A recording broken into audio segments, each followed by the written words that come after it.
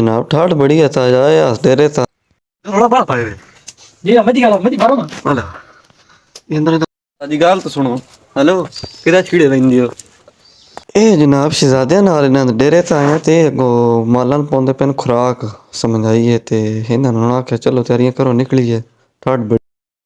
उत्तो एक बुक्कड़ मारी हगट हो रहा हुन असल हाँ विच बड़ी जा ठाठ बड़ी आ धुंध जेड़ी पई आ जी हाँ ਇਹਦੇ ਤੋਂ ਮੈਂ ਗੱਲ ਕਰਦਾ ਪਿਆ ਸਭ ਸੂਰਜ ਜਿਹੜਾ ਨਾ 2023 ਵਿੱਚ ਜਿਸ ਲੈ ਟਾਈਮ ਗਿਆ ਐਂਡ ਉੱਤੇ ਦਸੰਬਰ ਨਾਲ ਉਸ ਟਾਈਮ ਆਈ ਤੇ ਹੁਣ 2024 ਆ ਗਈ ਥੋੜੀ ਐਨ ਧੁੰਦ ਨਹੀਂ ਮੌਸਮ ਵੇਖੋ ਨਾ ਬੜਾ ਜਨਾਬੇ ਲਈ ਧੁੰਦ ਵਾਲਾ ਬਣਿਆ लगता सूरज रहा 2023 च गया जी हाँ समझ आइए इस वक्त बारिश की कोवन की बात हालात की तरह कोवन हम सिरड़े जी हाँ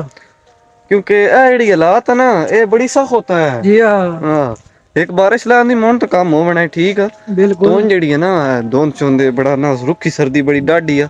दुआ अल्लाह पाक खैर करे हम तब बारिश एक आ जावा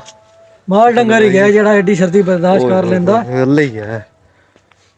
चलो बंदे तो फिर बंदे रह जा गए